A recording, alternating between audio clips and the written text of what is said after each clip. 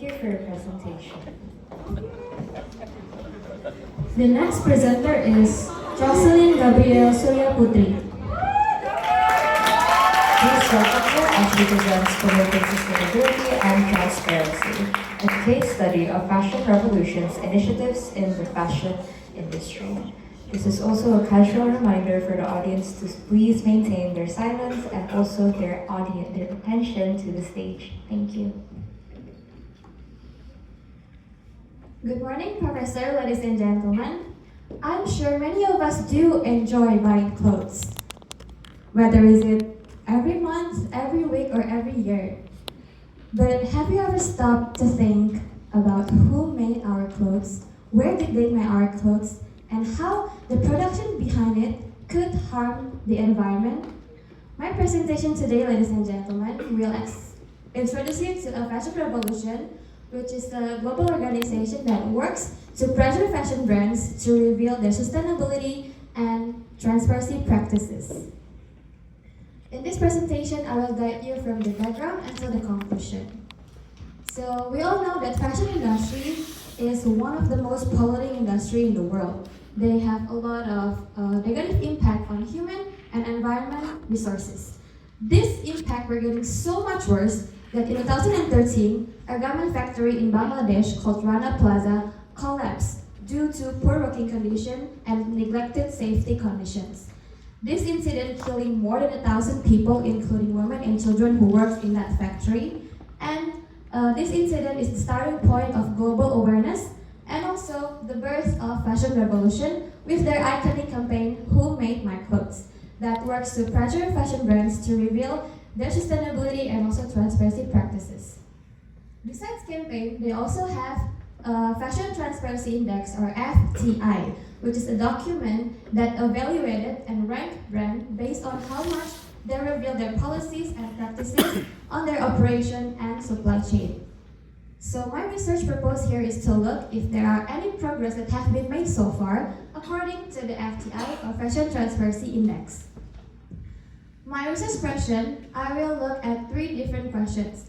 First, what trends or progress that have emerged in the fashion industry based on the FTI? How have the FTI assessment criteria evolved or improved over time? And how has the FTI influenced fashion industry transparency in general? So my literature review, we all know that fashion industry has a huge impact on human and environment resources. So why transparency is important? So according to the stakeholder theory, it explains that brands or companies need to have responsibility to consider the interests of all stakeholders impacted, which is us, consumers, suppliers, workers, and also the environment. And Fashion Revolution believes that being transparent is the form of responsibility that brands need to have. And ethical consumerism theory explains that consumers could lead societal change. So Fashion Revolution spreading awareness about this issue with the hope that us, consumers, could have better and sustainable fashion choices in the future. So for methodology, I use content analysis, analyzing Fashion Transparency Index, or FTI, in the 2016 until 2023. So I analyzed 8 different documents, focusing on the FTI evaluation on brands' policies and practices in human rights, labor practices, environment, and also supply chain transparency. Let's jump into the data analysis and findings to address research question 1, which is trends or progress that have emerged in fashion industry based on the FTI. We can see the table here. This is the percentage of how many brands disclose the progress. In terms of human rights and labor practices, we can see that brands start to improve and publishing annual company's gender pay gap, gender breakdown in the company and also in the manufacturing facilities. Brands also start to have approach to achieve paying living wages for all the workers. We can see that the numbers in 2018 until 2023, the numbers are quite growing. However, there is also a challenge or gap remains. Brands still struggling to publish ethnicity pay gap. They also have struggled in publishing annual progress paying living wages, and they also struggling in publishing numbers of workers that is actually being paid. So we can see that the numbers from 2019 until 2023, the numbers are either not growing or decreasing, indicating that more brands start to address the issue. However, the progress remains slow in terms of commitment and also implementation of their policies.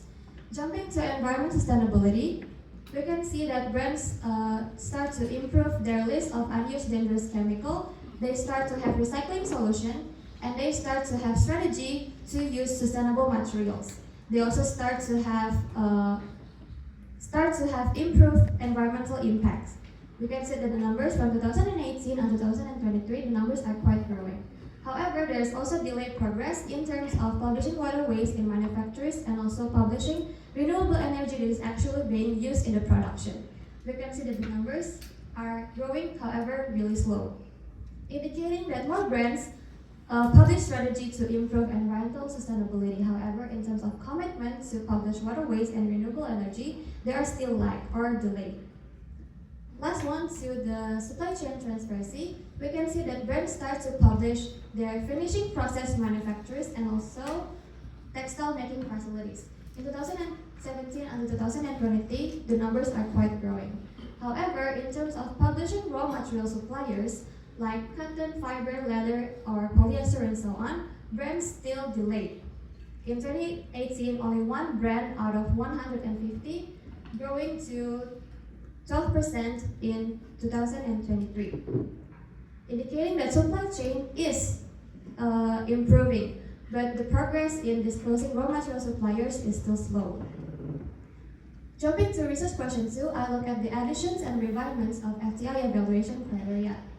First, the FTI only assessing the brand's policies, basic disclosure, and initial solutions towards sustainability and also transparency. However, in the year 2017, FTI added a lot of detailed assessments to look at from the brands, making sure that they also assess brands' real actions, not only just policies, indicating that FTI getting more strict and detailed over the years, urging the brands or companies to publish their real actions, not only just policies. So, lastly, the research question 3, I look at the influences of FTI. So, as a public ranking, the FTI analyze and assessing the brand's transparency and also sustainable practices. So after they analyze, they publish the ranking or the score to their website so all people could see. So transparency score improved as brand face reputational pressure. And assessing the brands, FTI use EU sustainability regulation, ensuring that brands also follow government rules. And there are 3 campaigns that heavily influence in fashion industry mentioned by FTI. First, Who Made My Clothes campaign, campaigning for suppliers and manufacturers' condition.